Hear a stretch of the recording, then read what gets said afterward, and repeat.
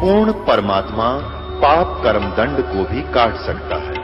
अभी तक जिस भी संत व महापुरुष से मिले, उन्होंने यही बताया कि पाप कर्म फल भोगने से ही समाप्त होगा। वो प्रभु कौन है जो पाप कर्म को काट देता है, वो काल के बंधन से छुड़वा देता है? उसका क्या नाम है, पूजा की विधि क्या है? कृपया अवश्य सुनिए जगत गुरु तत्वदर्शी संत रामपाल जी महाराज के अमृत वचन। दियो जी कबीरे आज मोहे धीरे आज मोहे दर्शन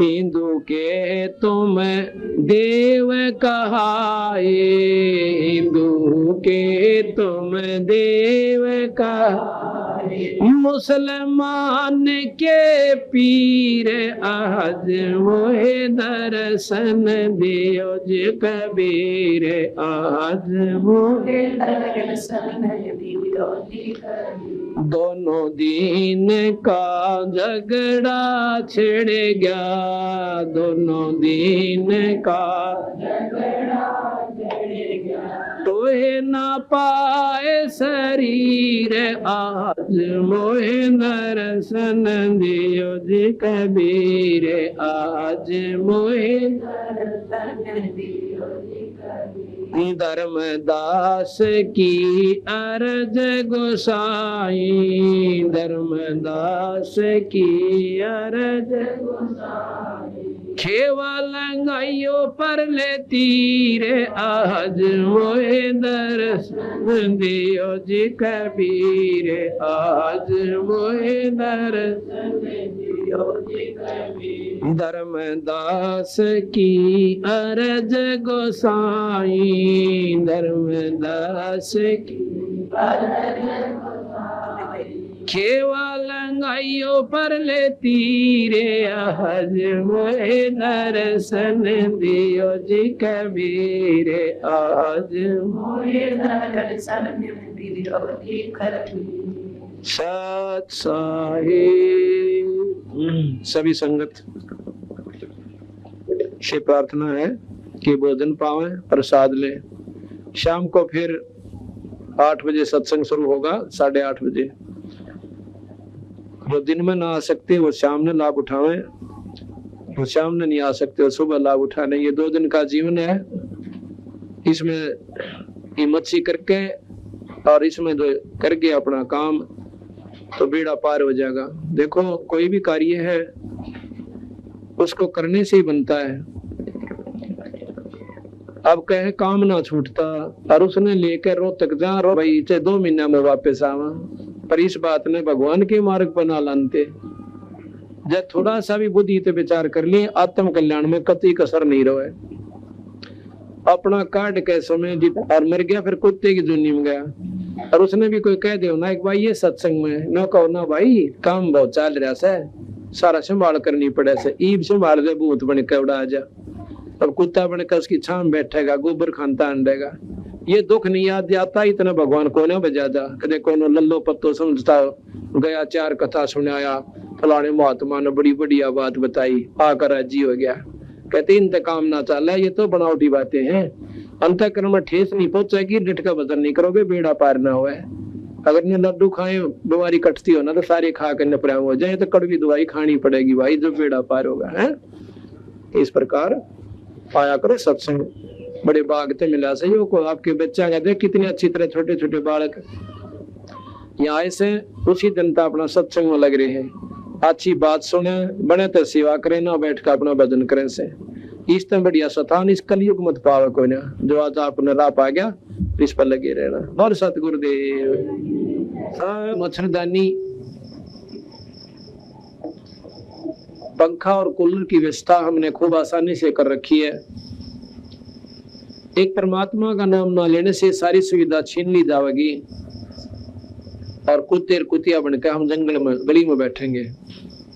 बैल बनकर नाथ से बन जाएंगे और भाई मच्छर भी खाएंगे और डांस भी लड़ा करेंगे और साथ में चीतन और कलील और भूख और प्यास, गोबर के मां लौटना, अपनी पूछड़ने और अपनी पेशाब दबेक है और अपने शरीर का ऊपर मटना सा मसलना, और फिर मेरा पाटेगा कि परमात्मा की चीज हो से इतना खुलती कोई ना, सारा दिन अंडी पाके फिरेंदा। एक बार थोड़ी सी तकलीफ हो जाए इंसान का और न्यू कह दे भाई मेडिकल में जाना पड़ेगा, फिर देखे इसकी घी की बंद है, इतने सुख का सांस आवा है, यूं नहीं मानता किसी ने। और एक छोटा सा झटका ईश्वर का है ना, और सारा कुंबा रो रो पाग पाग हो जाता है। और सुख का सांस था जब परमात्मा कुएं में पड़ो, कितना जाओ कोई आंट कोई नहीं। महाराज कहते हैं कि दुख में सुख में सुमन सब, दुख में सुमन सब करें, और भाई सुख में करे न को, जय सुख में सुमन कर ले तो दुख काहे को हो। अब कष्ट आवे है जब तुम भगवान ने याद कर ले कि देखिए हमारे तो बुढ़िया थी नो करया करती, भाई फलाने का नो होगी दिक्कत है, और पल्ला गांठ ला ली, दे भीतरी 100 रुपया चढ़ाऊंगी, मतलब आंट लगी तो देवी याद कर ली ना, कोई आंट नहीं थी।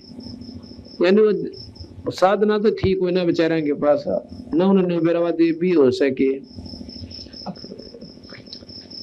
तो उस प्रकार महाराज कहे हैं कि दुख में सुमन सब करें और सुख में करें न को, और जय सुख में सुमन कर ले फिर दुख काहे को हो। कभी सुख में सुमन ना किया फिर दुख में करते याद, और कहे कबीरता दास की ये कौन सुने फरियाद। जब बीमार हो जाना कोई लाचार हो जाए तो इसका कोई इलाज कोई ना, जब न्यू कहेगा किससे भाई कितने ले चाल मने, चाहे डॉक्टर के पास ले चाल और चाहे किसी संत के पास है, वो उसके भाग में बात है कि कहीं उसने ठिकाना मिले ठीक ना पाओ बेचारे ने, तो उस समय न्यू कहेगा कुछ भी बोल दे और कुछ भी करवा लो, मेरी जान बचा दो। अब कहते हैं दुख में सुमन सुख में सुमन ना किया, इब दुख में करते याद, और कहें कबीरता दास की भाई कौन सुना फरियाद। तो जैसे इब हम भगवान बंदी छोड़ के चरणों में पड़े हुए हैं, जैसा भी कम या ज्यादा हमारे से धर्म या पुण्य या भजन सुमन हो रहा है, सेवा हो रही है, हम कुछ तो कर ही रहे हैं, बुराइयां तो बच गए, बीड़ी शराब मांस तमाकू निंदा चुगली लड़ाई झगड़ा है। हमारे बच्चे भी सत्संग में परमात्मा के चरणों में रहते हैं, ईश्वर का याद करते हैं, परमात्मा का नाम दिन में कई कई बार याद आवे। सुबह शाम आरती हो, घर में दीपक देसी घी की जोत जलाए। अब कहते हैं कि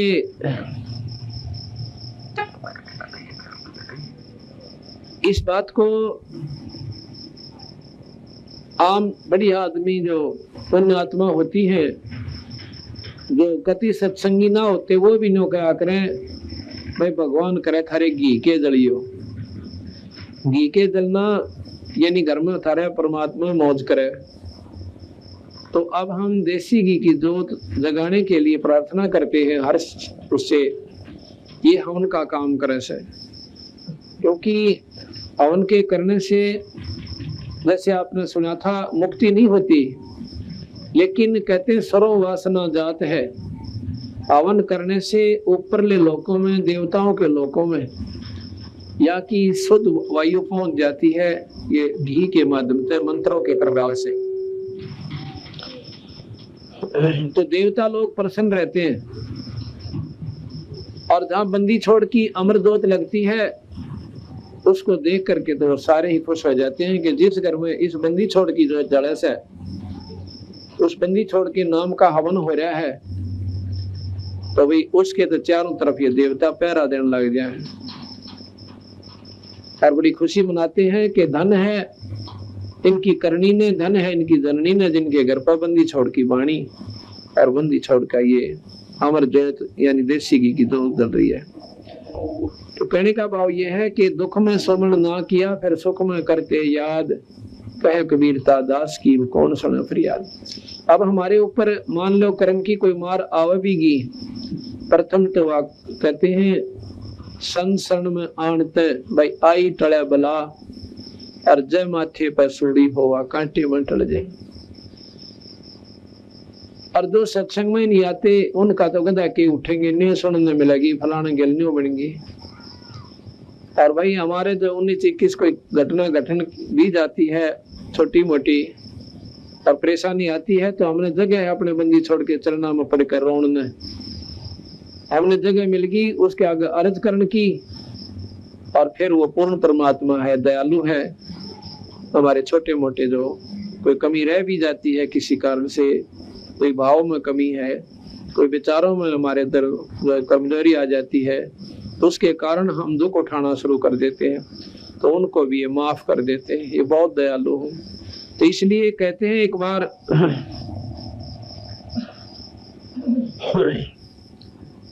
अब जैसे द्रौपदी का प्रकरण आप रोज बहुत गणे पढ़ा करते कि द्रौपदी की साड़ी बढ़ गई, पर न्यू बेरा ना था, साड़ी बढ़ी क्यों करे। अब बंदी छोड़ गरीबदास महाराज ने इसको प्रमाण दिया कि द्रौपदी एक समय स्नान करने के लिए गंगा के घाट पर गई थी और साथ में गणिये सहेली थी उसी नगर की। बचपन में उस समय क्या होता था कि बचपन में सभी लड़के और लड़कियों को संतों के पास, ऋषियों के पास धार्मिक शिक्षा के लिए भेजा जाता था। रोजी रोटी के लिए शिक्षा नहीं थी उस समय। सिर्फ बच्चे को धार्मिकता का ज्ञान हो, अच्छे बुरे की जानकारी हो जा, वो बच्चा आने वाले समय में कर्म की मार का मुकाबला कर सके। लड़की को इतना ज्ञान हो गया था कि भाई धर्म के काम में चूकना नहीं चाहिए। एक समय जब वो स्नान करने के लिए गंगा पर गई, क्योंकि उसके पिता द्रौपद ने एक बहुत बढ़िया गंगा के ऊपर स्नान घाट बनवा रखा था, जनाना घाट बोलिया करते पहले। और जहां पर वो राजा की लड़की का, राजा की रानियों का जो जनाना घाट होता था, उसके आसपास कई किलोमीटर तक पुरुष नहीं जा सकते थे। अगर कोई जाता था तो उसको सख्त सजा दी जाती थी। एक अंधा भगत जी, उसने जान नहीं थी कि यहाँ पर कोई जनाना घाट से, वो स्नान करने के लिए चला गया। घाट से तो टल गया, घाट से 2-3 किले की दूरी पे जिधर पानी जा रहा था, बह रहा था, उधर जाकर गंगा में उतर के गोड्डे पानी में पहले नहाया खूब। फिर अंदर चला गया छाती पानी में और स्नान कर रहा है। उधर से वो लड़कियां स्नान के लिए आती हैं सुबह सुबह ब्रह्म मुहूर्त में। तो द्रौपदी ने देखा कि एक महात्मा सामने खड़ा से और बड़ी प्रसन्न हुई, क्योंकि भक्तात्मा जो होती है, वो भक्तात्मा होती है, वो संत ने देखकर राजी हुआ करें और दुनिया भागों से वो संत गिल खसते अंडा करें और फिर उनकी हुआ करें बिरान मट्टी, फिर वो रोवेंगे कर्माना पड़ा नहीं। कबीर साहब कहते हैं साधु आता देख कर जो मन में करे मरोड़े, वो होगा चूड़ा फिर बसेगा उनकी ओड़ी। और भगवान आत्मा प्रसन्न हुआ करे परमात्मा के नाम तक। तो द्रौपदी ने जब देखा कि ऐसे महापुरुष सुबह सुबह दर्शन हो गए, तो अपने मन में विचार करती है। कबीर साहब कहते हैं कि साधु दर्शन राम का मुख पर बसे सुहाग, और दर्शनी को देते हैं वह दिन के पूर्ण भाग। कबीरा दर्शन साधु का परमात्मा आवे याद, और लेखे में वाहे घड़ी और बाकी के दिन बाद। बाकी का समय बर्बाद होता है और वो ये दिन जो है लेखे में वो समय है जब हम सत्संग में आते हैं या कोई संतों का दर्शन कर लिया, परमात्मा में रुचि बढ़े।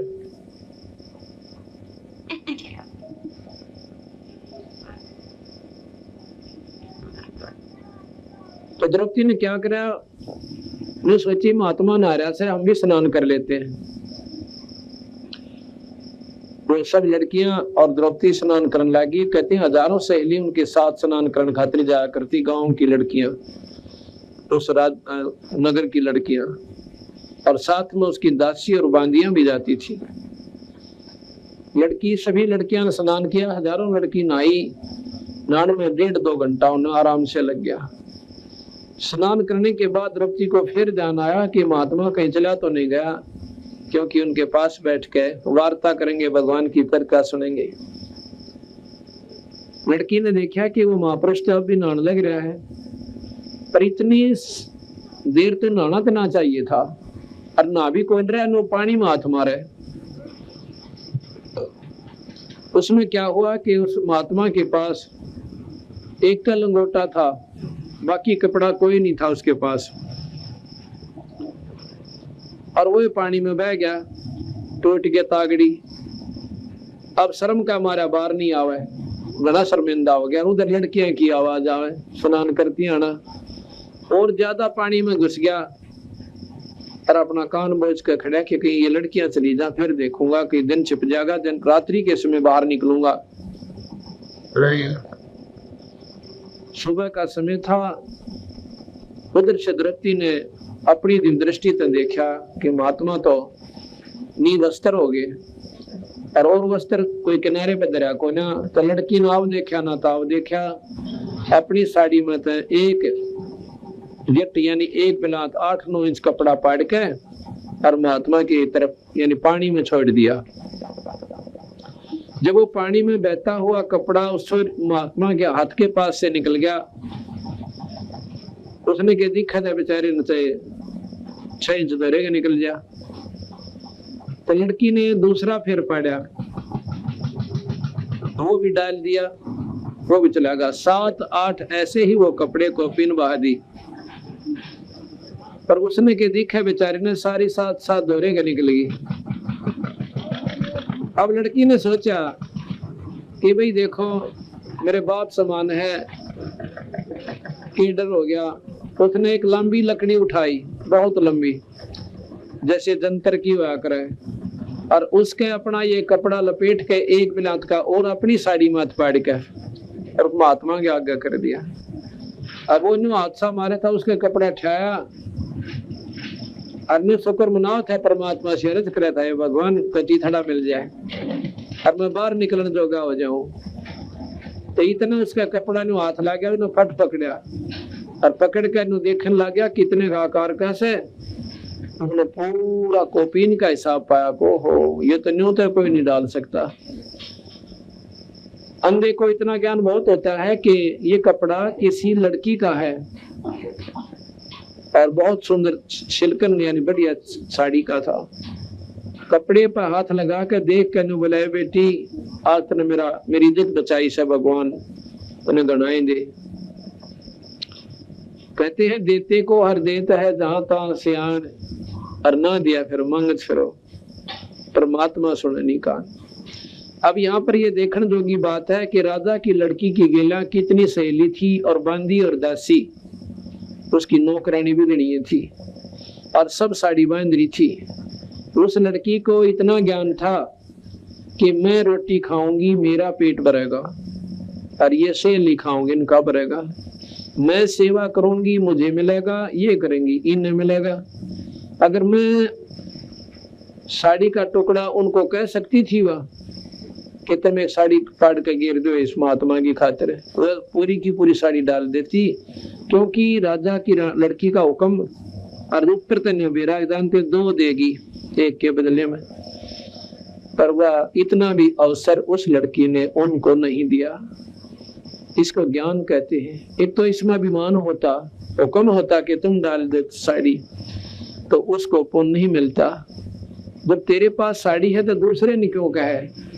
अब मेरे हाथ में गिलास है, मैंने कोई लाइए रे 2 कहे, तो ये भी मेरी सेवा गई।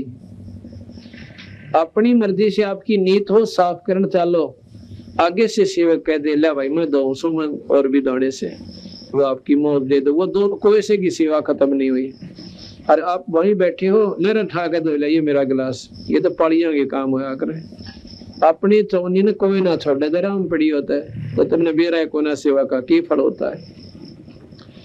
तो इस प्रकार वह लड़की इतनी सियाणी थी, उसने ज्ञान था कि मैं सेवा करूंगी मुझे, मैं दान करूंगी मुझे मिलेगा, और ये करेंगी तो इन्हें मिलेगा। उनको तो बेरा भी ना पाटन दिया, न्यू बोली बावड़ी होगी तो द्रौपदी जमाए इतनी बढ़िया साड़ी का नाश कर दिया जो बिना ज्ञान की थी, वह न्यू बोले। तने बोली बाबे ठीक से, तुमने क्या मतलब से इस बात का, मेरे काम न मैं जानो। तो फिर क्या हुआ, अब वो साड़ी देकर वह लड़की आ गई, बात आई गई हुई। लड़की ने कौन सा न्यू दिया था, वो दान के भगवान मेरा न्यू करिए। ऐसा दिया हुआ दान सीमित होता है। कैसा कि भगवान मारा न्यू हो जा, थारा पाठ करवाऊं, वो तो सिर्फ उस काम तक सीमित हो गया, उसका आगे फल नहीं मिलता। और जो बिना इच्छा के जो धर्म आप करते हो, नी इच्छा जो देता है सो दान कवावे, और फल बाँचे नहीं ताश का, वो अमरापुर जावे। तो द्रौपदी ने इच्छा व्यक्त नहीं करी थी कि भगवान में साड़ी जब पाड़ के दूं एक कपड़ा कि मेरे न्यू लाभ हो जावे, नहीं, उसने नहीं इच्छा अपना फर्ज समझ के और एक साधु की मदद करी, भगत आत्मा को दान दिया। अब क्या हुआ कि जब द्रौपदी की साड़ी चीर उतारा जा रहा था, द्रौपदी ने अपने पतियों का की तरफ देखा कि मेरे 5 पति और भाई उद्मस्तार देंगे, जो हाथ ला दिया तो सभा में बैठे हैं। उस लड़की ने इतना ना मेरा था कि यहाँ सब नकली सौदा से, ना कोई किसी का पति है, ना कोई किसी का पिता से, और ना कोई पत्नी है, ना लड़का और लड़की है, सब स्वार्थमंदी जीव है। पर ये जते जब से जब खुद बीत लेती है इंसान की गेला, तो उस लड़की का नाम जचा थी कि तेरे पति ने के बैठे रहेंगे और तेरी वहां पर बेइज्जती होगी। तो जब उसने देखा कि वह तो ऊपर ने देखते भी कोई नहीं, और दुशासन ने उसका पल्ला पकड़ लिया चीर उतारने ताई। फिर उसने देखा भीष्म पितामह, द्रोणाचार्य और कर्ण सामने बैठे हैं, और धृतराष्ट्र ने यदि कहना था पर प्रार्थना उससे भी करी, तो कोई ऐसा ना बोले मुंह है।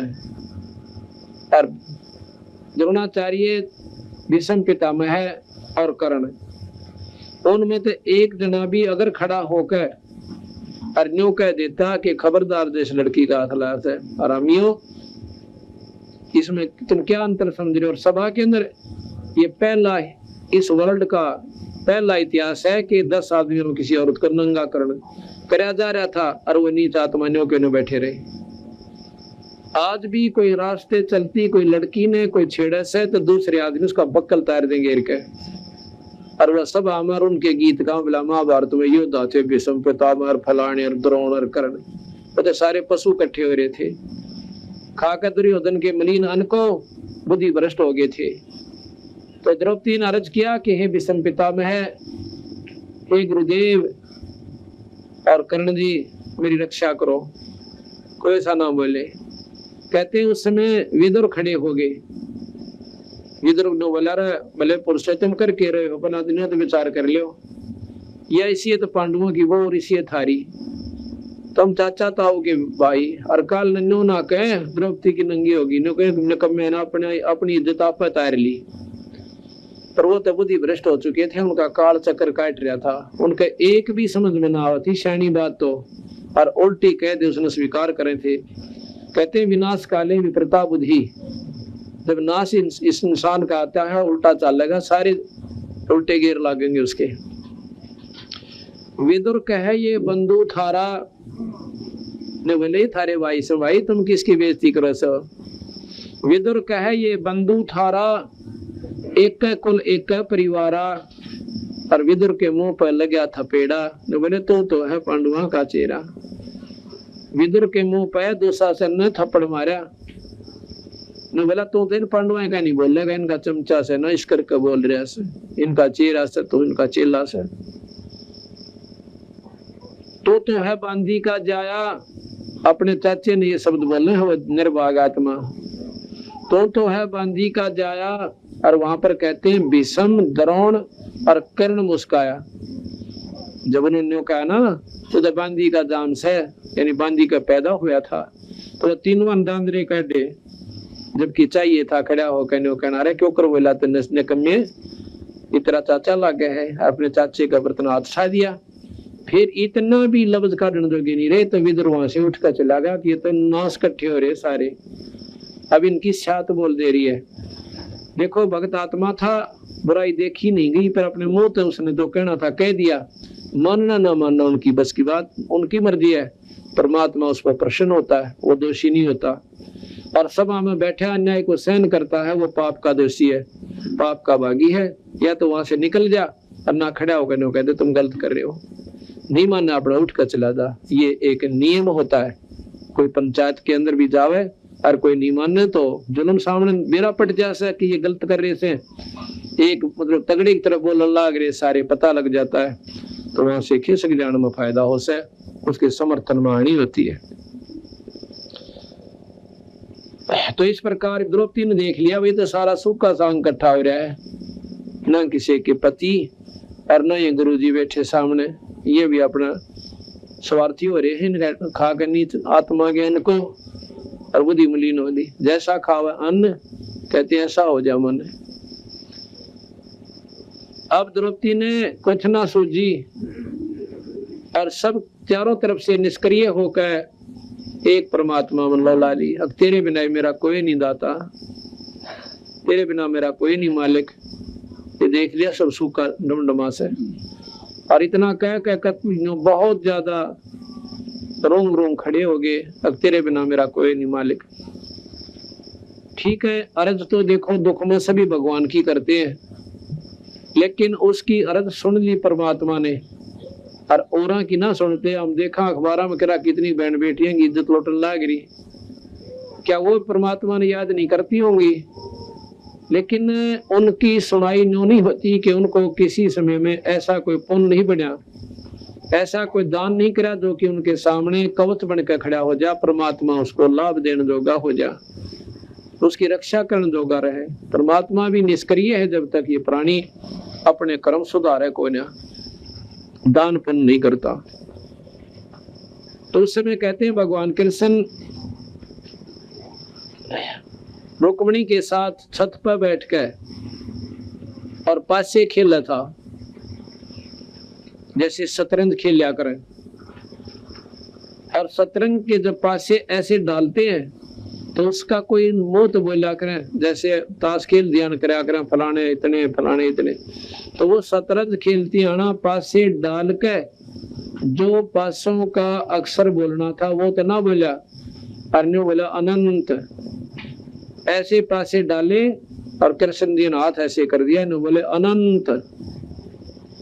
रुक्मिणी उसके मुंह का ना देखा कि पासे जो खेल का तो यूं कोई शब्द कोई ना, आपने अनंत क्यों कहा? हाथ पकड़ लिया उनका, हाथ पकड़ के हंसन लगी कि ये अनंत का तो मेरे समझ में ना आई। अनंत तो इसका कोई मतलब है कोई ना इस खेल में।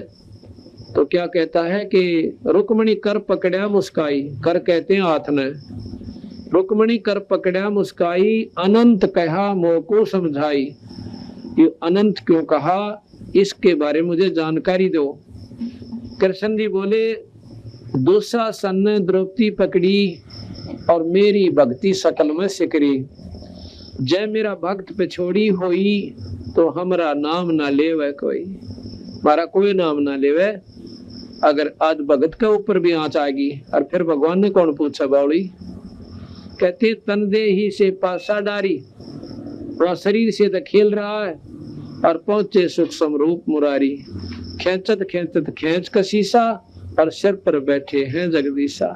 द्रव सुता के चीर बढ़ाए तो शंख शंखो पार नहीं पाए।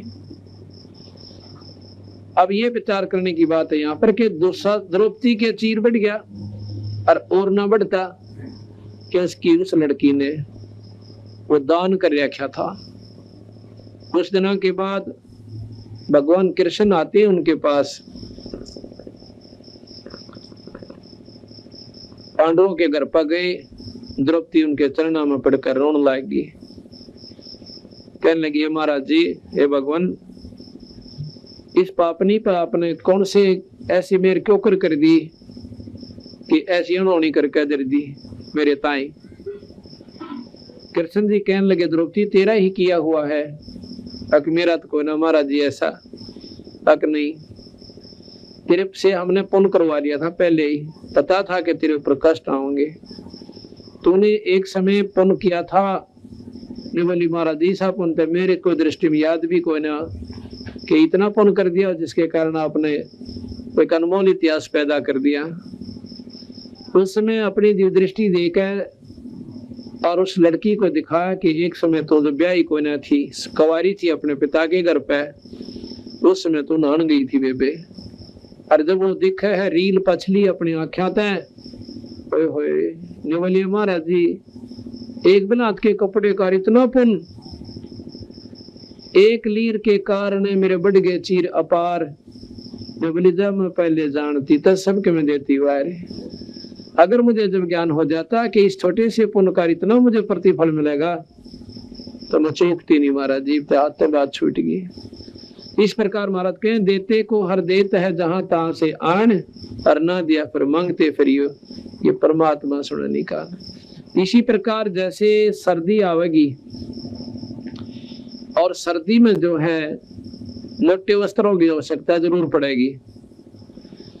जिन्होंने वो वस्त्र तैयार कर रखी हैं, रजाई का प्रबंध कर लिया, स्वेटर दर्सी ले ली, तो सर्दी आकर चली जाएगी पर ज्ञान तक होने हमारे।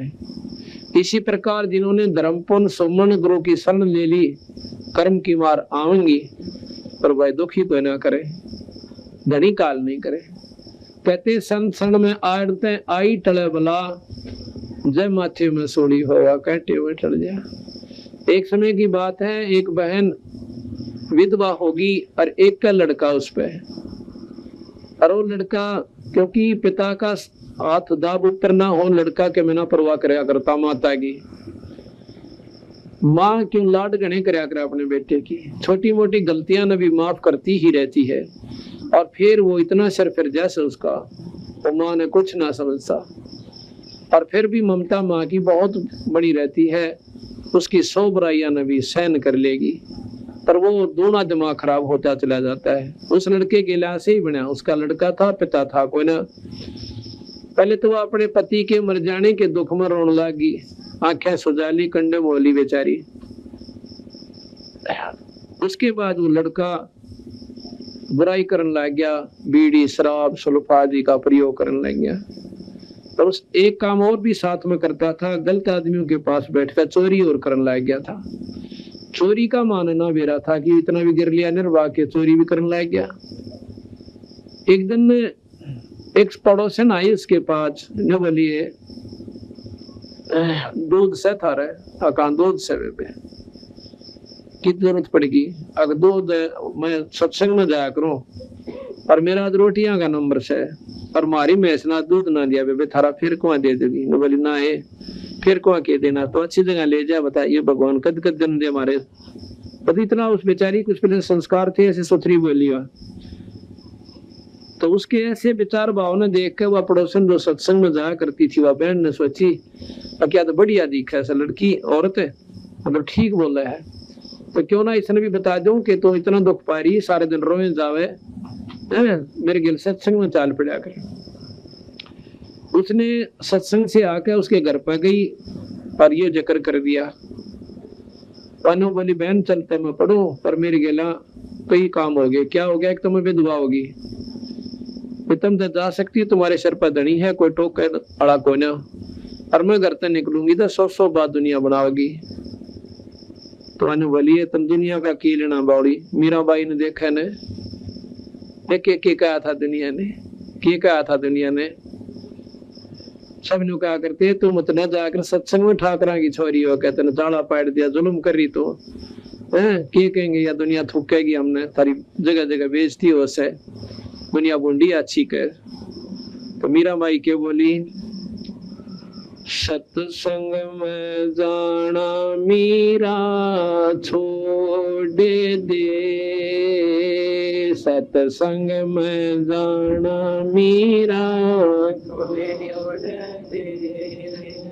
आए मारी लोग करें तकरार, सत्संग में जाना मीरा छोड़ दे, आए मारी लोग करें तकरार,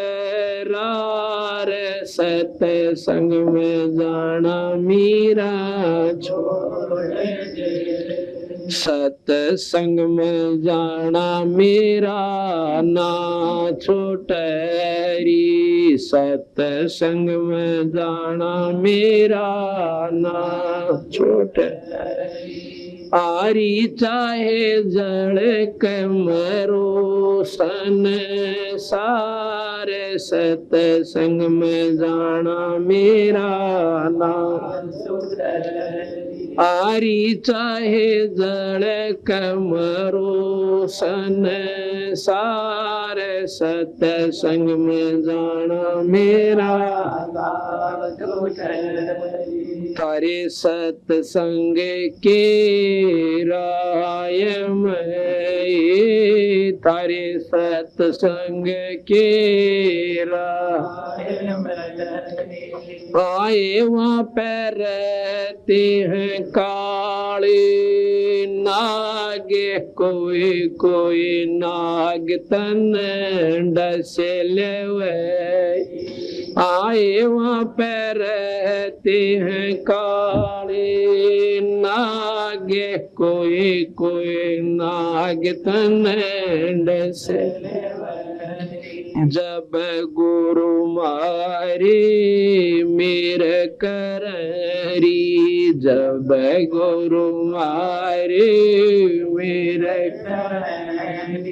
आरे वो तो सर पगंडे वे बने जाए सतसंग में जाना मेरा ना छोटा है आरे वो तो सरप गंडे वे बने जाए सतसंग में जाना मेरा ना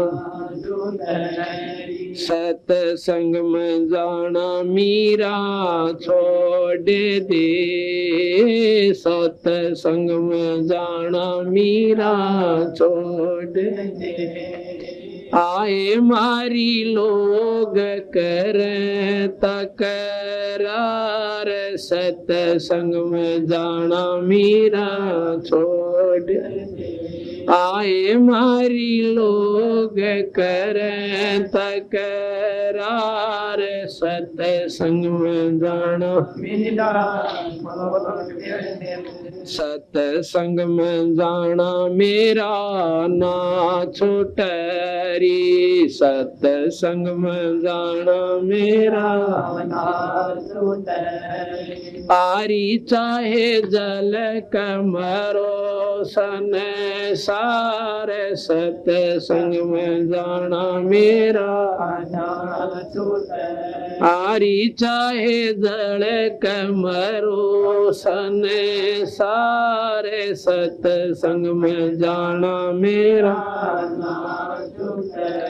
थारे सतसंग के राय में थारे सतसंग के राय में आए वहाँ पर रहते हैं बबरी शेर कोई कोई शेर तन खा लेवे आए वहाँ पर रहते हैं बबरी शेर कोई कोई शेर तन खा लेवे जब गुरुआ की मेरे फरारी जब गुरु जी की मेरे फरारी आरी वो तो शेरों के गिदड़ बने जाए सतसंग में जाना मेरा ना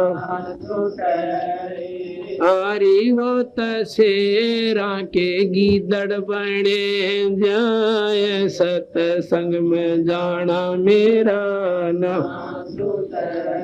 सत्संग में जाना मीरा छोड़ दे, सत्संग में जाना मीरा छोड़ दे। आए मारी लोग कर तकरार, सत्संग में जाना मीरा आए मारी लोग कर तकरार, सत्संग में जाना मीरा सत्संग में जाना मेरा ना छूटरी, सत्संग में जाना मेरा आरी चाहे जल कमरो सन सारे, सत्संग में जाना मेरा छोटरी। आरी चाहे जल कमरो सन सारे, सत्संग में जाना मेरा तारे सत्संग के बीच में, थारे सत्संग के बीच में आए वहाँ पर रहते हैं साधु संत, कोई कोई संत तन ले रमाए। आए वहाँ पर रहते हैं साधु कोई कोई संत तन ले रमाए।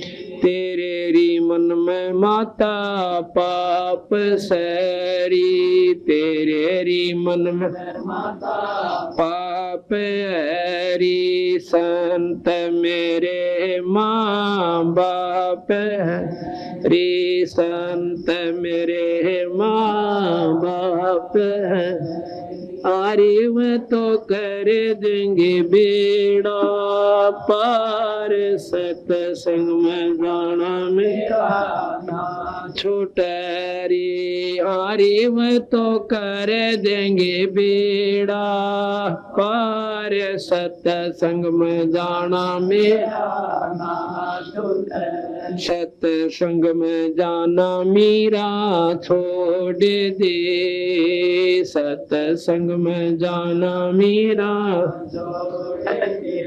आए मारी लोग कर तकरार, सत्संग में जाना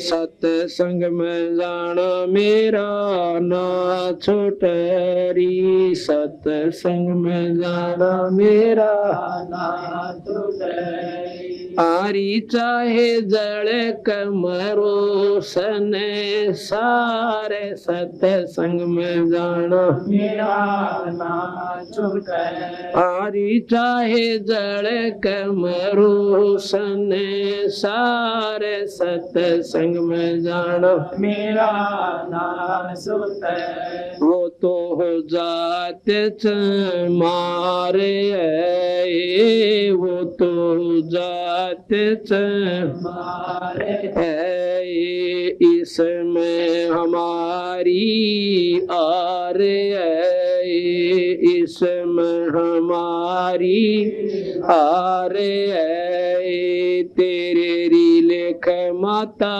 चमारे है, तेरे री लेख माता चमारे हरी। मेरा सिरजन आरे हरी, मेरा सिरजन आरे। वो तो मीरा के गुरु रविदास, सत्संग में जाना मेरा ना छोटरी।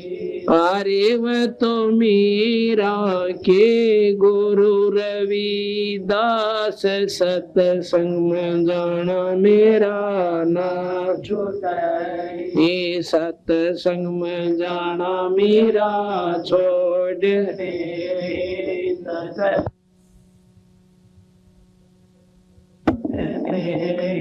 आए मारी लोग कर तकरार सतसंग में जाना मेरा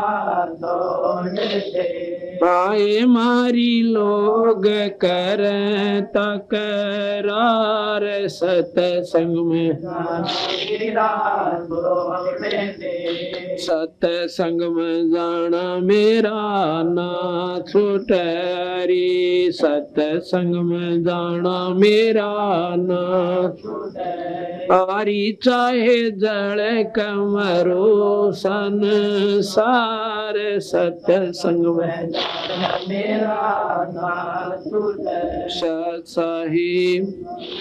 जब मीरा ने सत्संग में जाना बंद नहीं किया और राणा जी ने जहर भी दे लिया और भाई कहते हैं एक बार सर्प भेज दिया एक टूमा के डिब्बे में जो गहने का जेवरों का डिब्बा होता है उसमें न्यू कह दिया कि ले मीरा ने दे दे इसमें 9 लखा हार लिया उसकी खातिर। उसके देवर ने उसका पति मर चुका था 2-3-4 साल शादी के बाद वो मर गया था। तो मीरा ने हार को खोला उसमें डिब्बे को खोला तो उसमें काला सांप भेज रखा था पर वो मीरा के खोलते ही हार बन गया और उसने ठाकर वो हार गले में डाल लिया। तो राणा जाता है देखने खातिर उसका देवर उसने देखा कि वो तो गल में हार पहरे बैठी है और डब्बा खाली दौड़द रहा। तो उसने सोचा कि आज तो या बच की तड़के इसने तलवार तो मार दूंगा कट्टे रान टंटा मिटा इसने तो बेइज्जती कर दी मारा बट्टा ला दिया। सवेरे सवेरे गया बखत कि रात ने फिर सत्संग में गई थी। कहाँ गई थी कहते न तलवार काटी एकदम काला सांप ने सामने डोरा ठाकर उसके माथे में डंक मारने की तरफ ने हुआ और राणा जी के नीचे जाकर पीछा जाकर ला गया और गेर का तलवार ने वो जार सांप उसके पाछे मुड़कर देखा है तो सांप एक मोरी में कबड़ का बाहर निकल गया। अब मीरा बाई ने उन्हें सोची बयानों कोई ना माने इसकी मां ने बुला लो और माँ की लड़की बात स्वीकार कर लिया करे। उसकी माँ ने बहुत समझाई बेटी तू बाहर ना जा कर देखे हमारी बेइज्जती हो से सत्संग में ना जा कर। बोली माँ मैंने बेरा पट गया इन बातों का कि आज मैं अगर सत्संग में नहीं जाऊंगी संतों की शरण में नहीं जाऊंगी नाम नहीं जपूंगी भगवान का मैं कल कुतिया बनूंगी और ये ठाकुर समाज मेरा केस डाल देगा कल मैं कुतिया बनकर नंगी अंडा करूंगी जब ये इज्जत मेरी की जाएगी। उसकी माँ फिर डराने लगी कि तो इतनी दूर जावा अंधेरे में बावड़ी रास्ते में काले काले नाग और एक भी लड़ गया ना तो पानी भी ना मांगेगी न। बोली माँ कोई बात ना मरना तो एक दिन सहे पर हम जिसकी शरण में जाओ वो छोटी शक्ति कोई ना। पर ने बोलिए शेर पीछे घूमते शेर बीच में जो है ना तो बोले जी कुछ भी कहो बस शेर भी कोई ना खाओ हमारे लिए तो गाजर बढ़ जाएंगे। फिर भी नहीं मानी तो और बुराई उसके सिर पर लावसक वहां जाती है वहां भगदन भी रहते हैं पुरुष भी रहते हैं बेबे और बिरानी का धन्य कम्मे भी आकर उन्होंने बोली माँ ये तेरे मन का वहम है सत्संग में निकम्मे का काम की अगर कोई निकम्मा भी जाओगा तो भी सत्संग में सुधर जाया करे। कहते हैं सत्संग मानते पापी भी पार हो जाते। माँ एक हुआ उसने 10 अच्छी बात बताओ पर बुढ़िया पर तो बुद्धि पाछली सवार हो रही थी सत्संग में आई कोई ना ठकुरानी बड़ी बैठी थी तेने बनी ठाकुर गुना तुमने बना रहो मैं तो मरो चाहती हूँ और नाड़ काटनी तो आज काट देंगे मन तो कति अपनी हथेली पे ले फिर उसको हाँ अगर मैं कहीं गलत पा जाऊं पूरे टुकड़े कर देंगे पर मेरे बदन में बाधा क्यों करते हैं ये लोग। पर नहीं मानी तो कहते हैं आज मीरा बाई के गीत बना बना लगाई गाँव से छोरी और आदमी भी अगर वह मीरा बाई अपने उस समय पर थोड़ी सी भी अणकान मुड़ जाती लोक लाद ने देख लेती तो कुती अपनी अंडो को भी ना पूछो मीरा बाई ने। इसी प्रकार ये शुभ अवसर है जिन्हें भक्ति का मार्ग का ज्ञान हो गया लोक लाद नहीं करे पर भाई अपने चरित्र तो भी नहीं करे। ये खास नियम होना चाहिए जब भगवान साथ देगा आपको अपनी सच्ची श्रद्धा अपनी ईश्वर में लाए रखे फिर बेड़े पार होंगे और बकवादे करने लागे सत्संग में भी आकर फिर आने का कोई फायदा नहीं से पर दूल्हे पापी होंगे दूल्हा नुकसान उठाओगे घना काल पाओगे और भगवान को भी दोष लगाओगे, संतों को भी बदनाम करते हो नीचात्मा, तो सत्संग में आकर भी को नहीं छोड़ सकते, तो फिर उनके साथ निर्भाग धरती पर नहीं है। तो फिर कहते हैं तो उस प्रकार है जैसे कहते हैं कोट वर्ष कर संगत साधा की और पत्थर का पानी में के बीजे, और जैसे चंदन बन में रंग ला दे पर बांस बिटम्बी ना सीजे। जैसे चंदन का पेड़ होता है, आसपास के नीम ने भी चंदन जैसी महक वाला वृक्ष बना देता है, अपनी महक छोड़ छोड़ के और वो नीम उसने ग्रहण कर लेता है। तो नीम को भी नीम नहीं कहते, चंदन की महक देख कर कहेंगे चंदन की लाकड़ी से। लेकिन ये बांस होता है ना, बांस, ये चंदन के पेड़ के द्वारा यारो, इस पर कोई असर उस बांस का नहीं होता, चंदन की महक उसमें प्रवेश नहीं कर सकती, बांस चंदन नहीं बनता। तो वो निकम्मा जीवात्मा जो सत्संग में आकर भी ग्रहण नहीं करती अच्छाइयों को, तो बांस कैसे है? कहते हैं चंदन बड़ में रंग ला दे पर बांस बिटम्बी ना सीजे। हंस आत्मा होती है, वो हंस बनकर चली जाएंगे और निकम में फिर भी अपने कर्म ने बिगाड़ के और कुत्ते की दुनिया में जाएंगे। तो इस प्रकार जब सत्संग उसने सुना मीराबाई ने कहा कि भी मीराबाई ने जब इतना संघर्ष करना पड़ा समाज के लिए, तो वह जो बहन थी जो विधवा हो रही थी, समाज तर डरती, सत्संग में जान नाटे थी, तो उसकी हौसला सा बढ़ गया, बात तो ठीक है। अनु बोलिए तेरा के पीछे सह भी कहने बता, लड़का से तेरा यू बिगड़ दिया, पति तेरा मर गया, ये समाज तेने बता कौन सा रोटी दे जगह के अकना, बल्कि मेरी तो दादा जोरदा बरे से मांगो हूं तो गुर्राव से तो देवर जेठ, फिर बता फिर क्या कह डरे तने।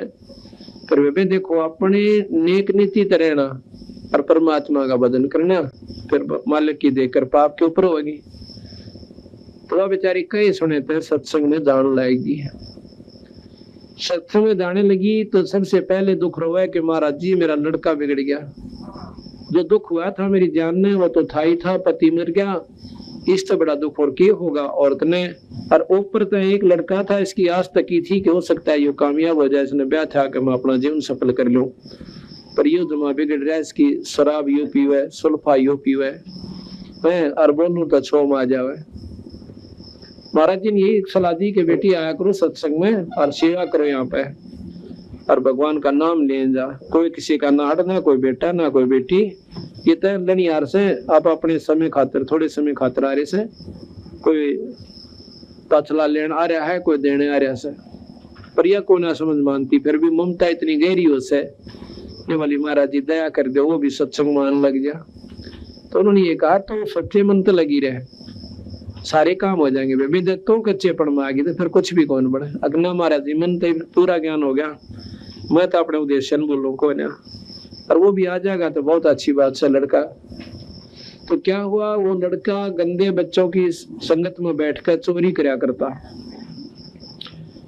उसने क्या सोचा उसके साथियों ने कि भी छोटी मोटी चोरी तो काम नहीं चलता, वो पूरी बरकत को नहीं होती, इब कह राजा के महल में चोरी कराएंगे और रानिया के हार 1-1 9 लाख का बताओ से, और अपने मुंह में पानी भरा, मीठे अपने मुंह में मीठू बन रहे, बड़ी बुच्चा ने सोची राजा का महल वो होया करे, एक उनसे थोड़ा भी उठने पाए, कूद कर जाकर ठा ले किसी के सौदे ने। पर उनकी बुद्धि इतनी भ्रष्ट हो ली क्योंकि उनका अंत भी आ लिया था। तो सारे उसके साथियों ने समेत उस लड़के ने, मैन के लड़के ने जो सत्संग में जाती थी, रात्रि के समय राजा के महल में चोरी करने की स्कीम बनाई और उसके लिए रानी मंदिर के पास, क्यों मंदिर के आसपास आदमी ज्यादा कोई शक भी ना करता वो मंदिर में आए होंगे, मंदिर के पास इकट्ठे होना रात के 12 बजे निहित कर लिया। उधर से वह लड़की जो संगत में उसकी माँ सत्संग में जाया करती थी, तो उस दिन उसने कुछ प्रेरणा दी परमात्मा ने बंदी छोड़ने के बेबे, अपने मन में सोचा है आए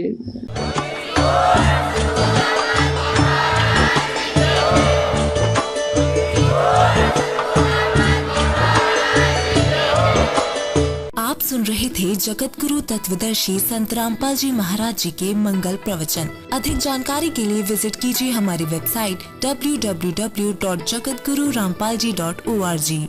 संत रामपाल जी महाराज जी के शुभ आशीर्वाद से पूरे विश्व भर में 500 से भी ज्यादा नाम दीक्षा केंद्र हैं, जिन पर संत रामपाल जी महाराज जी द्वारा ऑनलाइन निशुल्क नाम दीक्षा दी जा रही है। अपने नजदीकी नाम दीक्षा केंद्र का पता करने के लिए संपर्क करें 8222880541।